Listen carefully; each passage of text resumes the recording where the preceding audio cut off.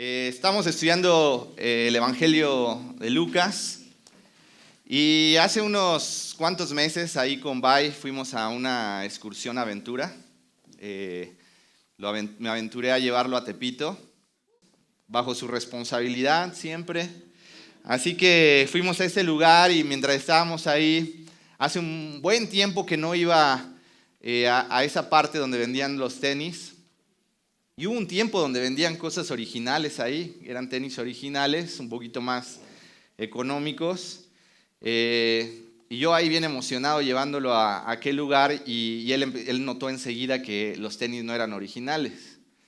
Y me mostró algunas, ahí me enseñó algunas cosas que yo podía ver cuando quisiera comprar tenis y fijarme en la costura, en la marca, en las letras, que la palomita estuviera para un lado y no para el otro. Cosas básicas, ¿verdad? Pero yo pues hubiera comprado ahí, me hubiera ido muy feliz. Y muchas personas lo han hecho cuando han ido ahí y llegan a su casa y mira, compré el original y me costó nada más esta cantidad. Y no, amigo, te hicieron tranza ahí, no, es pirata, ¿no?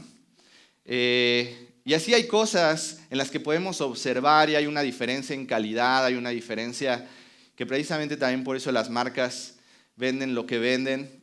Y muchas veces si tú eres experto, o la mayoría de las veces, te vas a dar cuenta, alguien que no a lo mejor es muy quisquilloso con eso, pues será más difícil.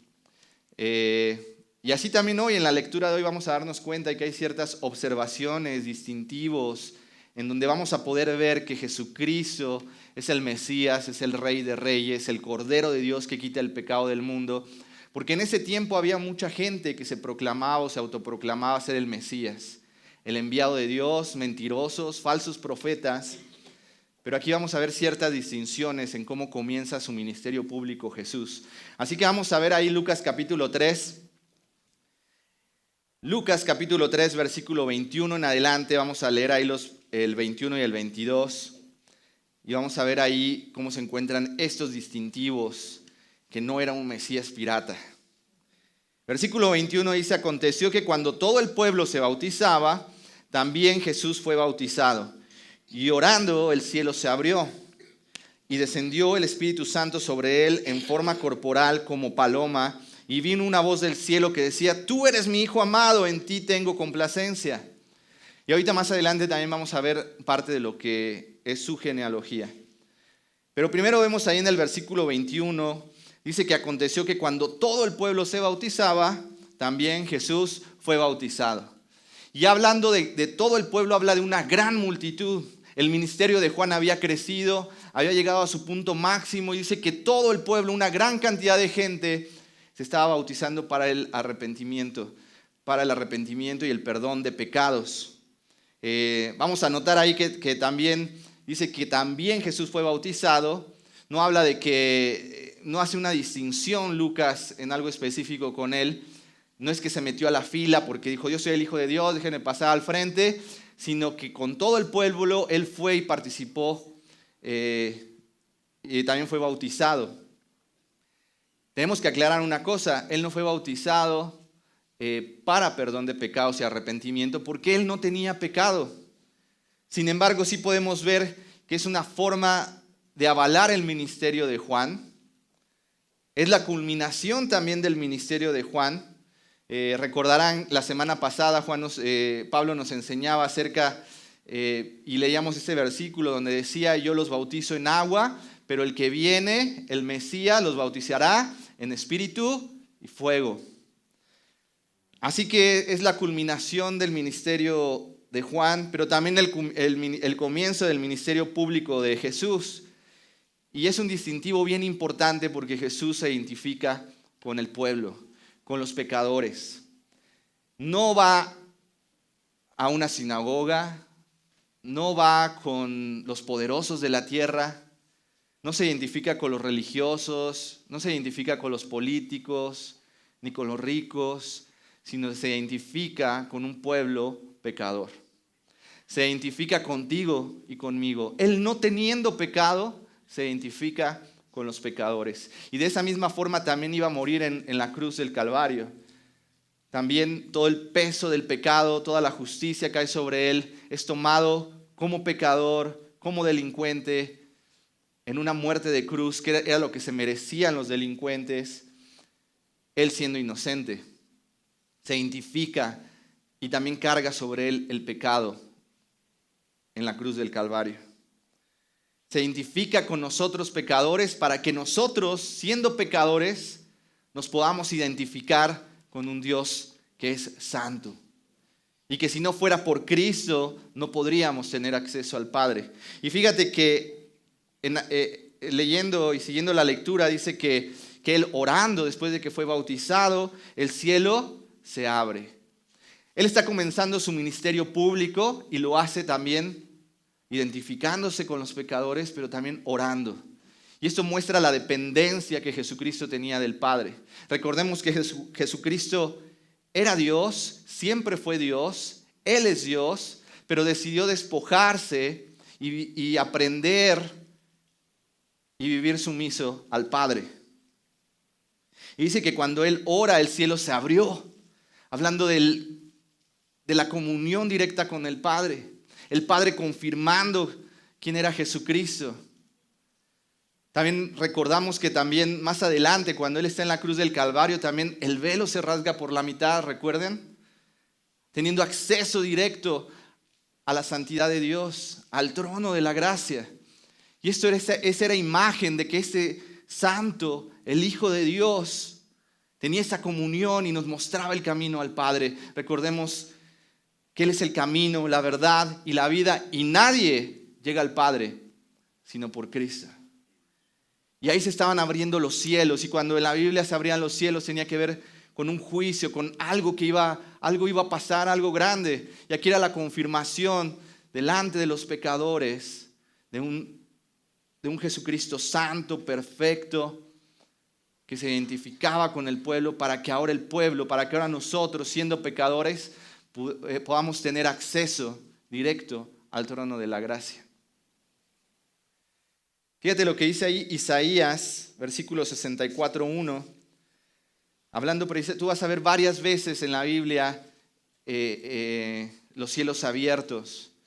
Y ese es un ejemplo en Isaías 64:1. Dice, oh, si rompieses los cielos y descendieras, y a tu presencia se escurriesen los montes. Habla de su presencia, habla de su bendición. Y esto es precisamente lo que estaba pasando en la vida de Jesús. En 2 de Crónicas, capítulo 7, versículo 14, dice, si se humillare mi pueblo, sobre el cual mi nombre es invocado, y oraren y buscaren mi rostro, y se convirtieren de sus malos caminos, entonces yo oiré desde los cielos y perdonaré sus pecados y sanaré su tierra. Cristo Jesús hace una oración, Él sin pecado, teniendo un acceso directo al Padre, enfrente y en un momento público en medio de todo este pueblo, en donde Dios era un Dios lejano hasta ese tiempo, por la religiosidad, por los dioses que también se creía alrededor entre los griegos y los romanos.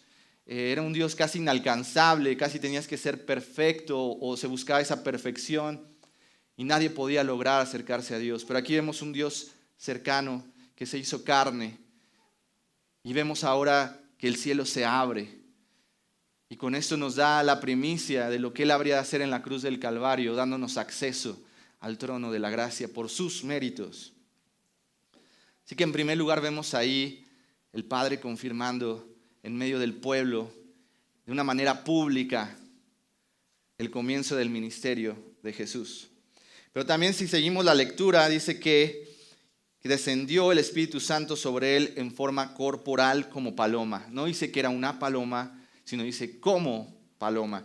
Pero la cuestión es que fue algo visible, algo que todos pudieron ver. Es un distintivo en donde la gente podía darse cuenta que algo estaba ocurriendo. Los cielos se estaban abriendo, el Espíritu Santo descendiendo de una forma visible. Y dice que descendió el Espíritu Santo sobre él en forma corporal. Es confirmado en el poder del Espíritu Santo y cumpliendo de forma parcial la profecía de Isaías, capítulo 61, versículo 1 y 2. Ahí me pueden seguir con la lectura, va a estar enfrente y si no pueden buscarlo, Isaías, capítulo 61, versículo 1 y 2. el Espíritu del Señor está sobre mí, porque me ungió el Señor. Me ha enviado a predicar buenas nuevas a los abatidos, a vendar a los quebrantados de corazón, a publicar libertad a los cautivos y a los presos apertura de la cárcel, proclamar el año de la buena voluntad del Señor y el día de venganza del Dios nuestro, a consolar a todos los enlutados. Esa es la misma lectura que Jesús iba a hacer más adelante en Lucas capítulo 4, y él mismo iba a decir, esta profecía se ha cumplido hoy delante de ustedes. Pero esta era la primera parte de la profecía, en que el Señor lo iba a ungir con el Espíritu Santo, confirmado en el poder del Espíritu Santo. Es el comienzo de su ministerio en el poder del Espíritu Santo. Claro que como Dios, Él podía ejercer su autoridad. Sin embargo, Él también quería mostrarnos una lección de cómo es depender del Padre y vivir en el poder del Espíritu Santo. Además de que también se cumple una profecía de forma pública, en donde todos pudieron ver que Él era el ungido del Señor. Hasta ese tiempo todavía los milagros, no había hecho milagros Jesús, y es a través del poder del Espíritu en donde Él hace los milagros. Se van a dar cuenta que muchas veces se le cuestiona con qué espíritu hace esos milagros o con qué autoridad. Incluso los fariseos se atreven a decir que por el espíritu de Belzabú.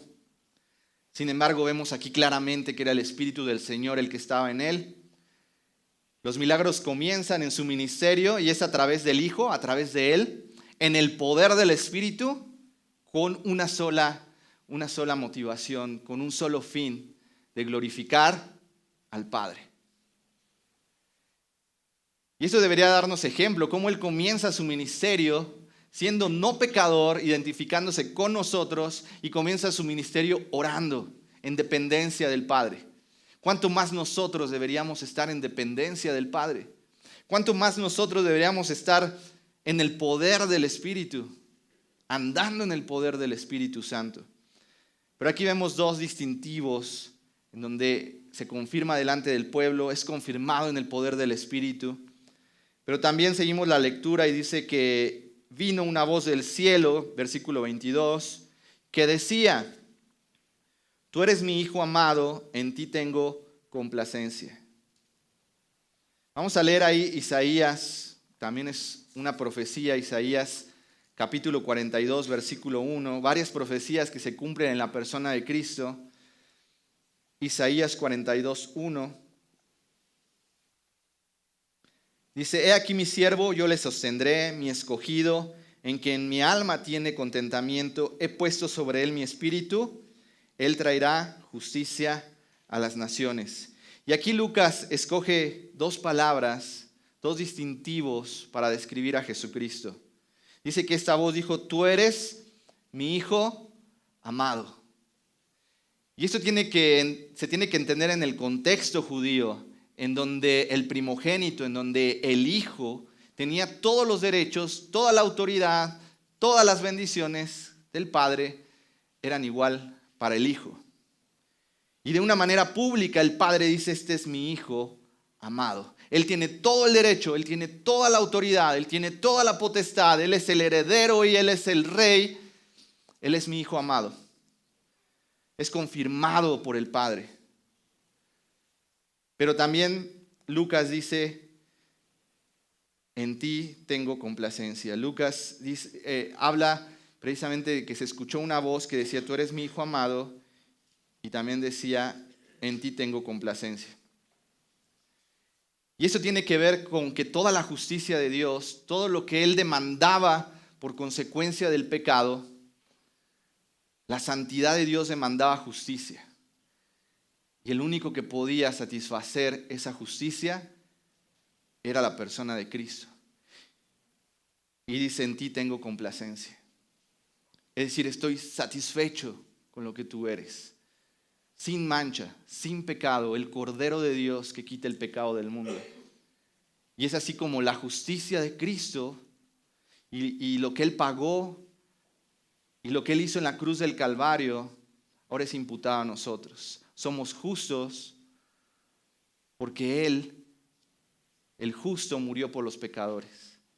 Y no es nuestra justicia, sino es su justicia, por la que el día de hoy escucha bien, podemos ser llamados hijos amados.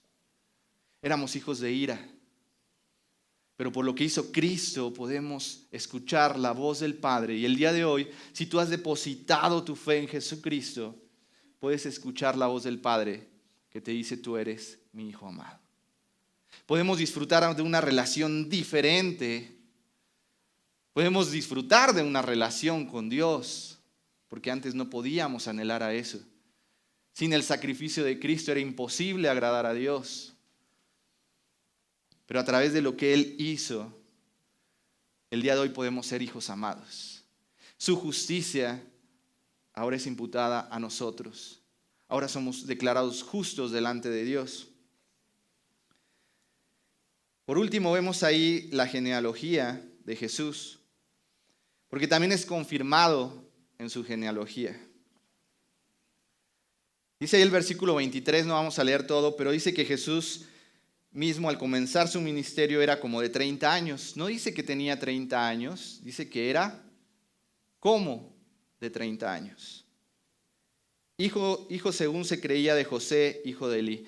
Y aquí es algo importante, porque no es que Lucas está descalificando, como más adelante los fariseos dirían acerca de Jesús, que era hijo de fornicación, sino dice según se creía de José, porque realmente, terrenalmente se conocía que su papá era José, pero sabemos que él era hijo de Dios, que su concepción fue virginal. Así que Lucas hace ese distintivo de que su padre celestial es Dios. Y a diferencia de Mateo, la lista aquí va a terminar en el versículo 38, va a ir hasta Adán, hijo de Dios. Y hay algunas cosas que tú vas a poder comparar con Mateo y con Lucas, porque son los dos que ponen esta genealogía, y que muchos han discutido sobre si hay contradicciones, y han querido ahí buscarle el hilo negro, pero realmente ellos hacen dos listas que son diferentes porque lo abordan de diferente forma. Pero las dos apuntan a una cosa, y las dos tienen que ver precisamente con el derecho que tiene Jesús al trono de David, que Él es el Mesías que había de venir. Él era el hijo de la simiente de la mujer que aplastaría la cabeza de la serpiente. Vean lo que dice Génesis 3:15. Génesis 3:15 dice: y pondré enemistad entre ti y la mujer, y entre tu simiente, le está hablando a la serpiente, y la simiente suya. Esta te herirá en la cabeza, y tú le herirás en el calcañar.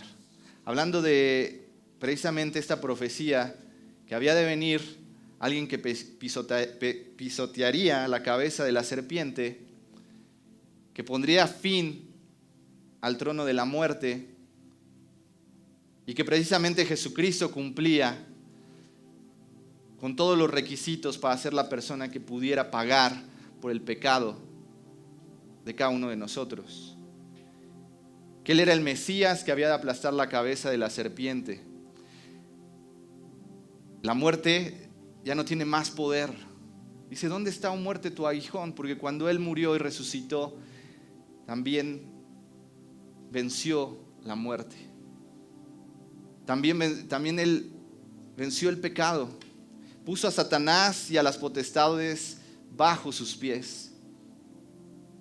Y mira lo que dice Efesios capítulo 1, versículo 22 y 23. Dice: y sometió todas las cosas bajo sus pies y lo dio por cabeza sobre todas las cosas a la iglesia, la cual es su cuerpo, la plenitud de aquel que todo lo llena en todo. Nos llenó de toda bendición espiritual. Estábamos bajo la condenación del pecado, una separación eterna de Dios, pero sin embargo Él vino y tuvo victoria sobre la muerte. Nos dio acceso directo al trono de la gracia y en Él podemos descansar. A través de la genealogía podemos ver un distintivo de que no es un Mesías pirata, de que cuando hoy hay muchas cosas en las que no puedes confiar y hay muchas cosas en las que te quieren vender una cosa por otra, tú puedes descansar en que Jesucristo tiene todas y cada una de las licencias. tiene todo el derecho y tiene toda la autoridad y es digno de tu confianza.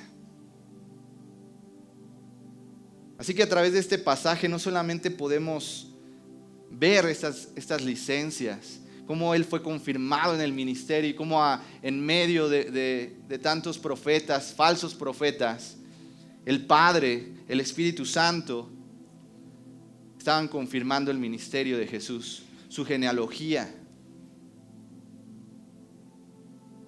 Realmente de una manera pública y evidente que muchas personas esperaban al Mesías, que decían, ¿cuándo llegará ese momento? Que muchas personas habían orado por ese momento. Y delante del pueblo, el Mesías estaba empezando su ministerio público. El día de hoy tenemos ahora todo el panorama completo. El día de hoy podemos descansar en sus promesas y podemos estar seguros que Él es el Cordero de Dios que quita el pecado del mundo.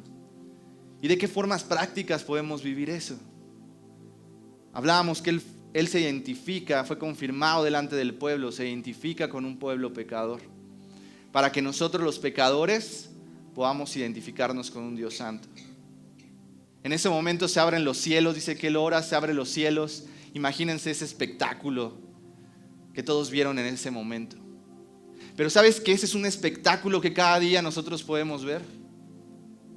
Los cielos abiertos al trono de la gracia. Y parece tan común a veces que nos levantamos y tenemos acceso al trono de la gracia y es un espectáculo que podemos ahora sin mediadores, sin hacer sacrificios, sino por un solo sacrificio tener acceso al trono de la gracia. Y hoy en día vivimos como si fuera algo tan común,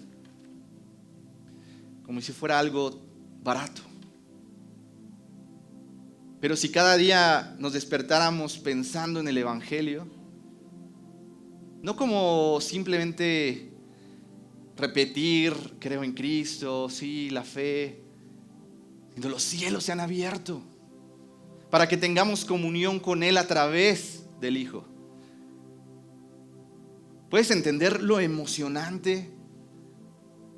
¿Puedes entender lo que significa esto en tu vida? Que hagas un ejercicio y que te levantes y están ahí los cielos abiertos al trono de la gracia para que hables con tu Padre. Nos habla también de que Él hizo los milagros que hizo en el poder del Espíritu. Y dijo Él, es necesario que yo vaya para que les envíe al Consolador. Él les enseñará todas las cosas. Y el mismo Espíritu Santo con el que Él hizo su ministerio y los milagros que Él hizo es el mismo Espíritu que mora en aquellos que han creído en Él. Es el mismo Espíritu. ¿Cómo lo aplicas a tu vida? En primer lugar, dependiendo del Padre y acercándote al trono de la gracia. Con asombro, porque los cielos se han abierto, porque el velo está rasgado, porque hay un acceso directo. Pero el poder del Espíritu te ha sido dado a ti. ¿Cómo hacemos las cosas a diario? ¿Cómo llevas tu matrimonio? ¿Cómo educas a tus hijos? ¿Cómo haces tu trabajo? ¿Cómo predicas el Evangelio? Lo podemos hacer en nuestro propio poder. O podemos decidir estar llenos del Espíritu. Ya hemos hablado en otras ocasiones qué es la llenura del Espíritu. Pero habla de esta dependencia de poder vivir en el Espíritu, en el poder del Espíritu Santo, en que cada cosa que hagamos lo podamos hacer en su poder para glorificarlo a Él. Los milagros comienzan a través, en su ministerio y lo vemos a través del Hijo, en el poder del Espíritu para glorificar al Padre.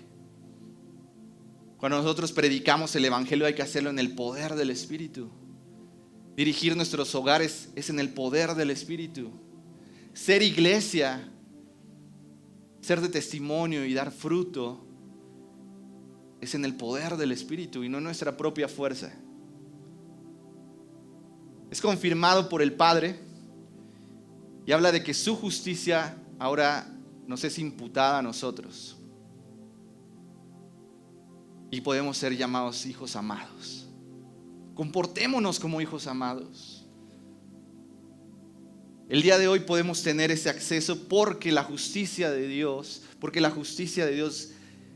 todo el peso cayó sobre Jesucristo y fue satisfecho.